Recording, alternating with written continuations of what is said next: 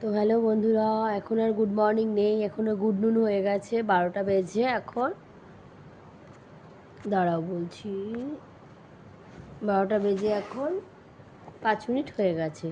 তো আমি একটু আগে ঘুম থেকে উঠলাম 11:30 নাগাদ। গতকাল হাজব্যান্ড চলে গেছে তার কর্মক্ষেত্রে পুনেতে, মহারাষ্ট্র।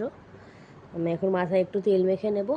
চলো, চুলটার এই কদিন খুবই ভালো অবস্থা হয়ে গেছে। এই দেখো, এই দেখো,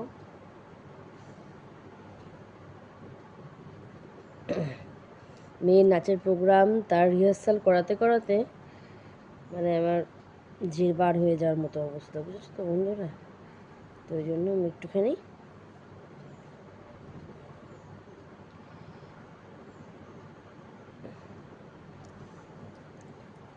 প্রচণ্ড পরিমাণে জ্বর পেকেছে। সেই জ্বরের আর কোনো কুল কিনারা নেই বাবা।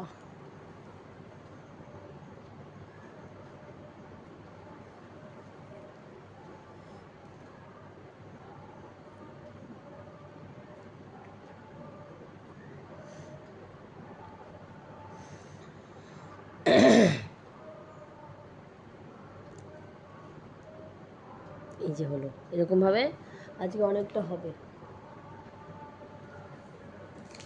পাশেই আমাদের ঘরের পাশে একটা বাড়ি আছে, ওর নিচে রেন্টে, আমরা যেমন রেন্টে আছি ওনারাও তেমন রকম রেন্টে আছে, হিন্দুস্তানি। ওদের ঘরে আজকে রামনবমীতে পূজা আছে, অন্নপূর্ণা পূজা। ওই জন্য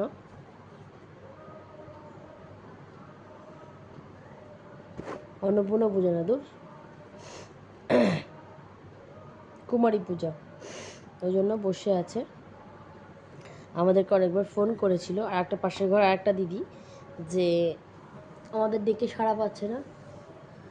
তাই জন্য তারপরে চট করে উঠলাম, উঠে মেয়েকে স্নান করিয়ে জামা কাপড় পরিয়ে চুলটা কোনোরকম বেঁধে দিয়ে আনছি। তুই আগে দৌড়া তাড়াতাড়ি, তোর জন্য বসে আছে সবাই শোনার পরেও। আর এখন আর বেশি সাজার সময় নেই, পরে সাজিস আবার। তো এখন ওকে পাঠিয়ে দিলাম। বাবা গো, মা গো, মা, কী রে ভাই, বাবা, নিজের চুল অন্য কারোর মাথার চুল ভগবান জানে।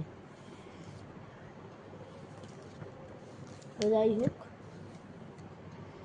এবার ঘরের যা অবস্থা, তাতে করে আমার কদিন সময় লেগে যাবে।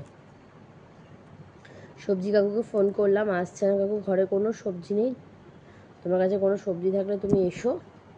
বললো আসছি, সবজি আছে, কিছুই সবজি নেই।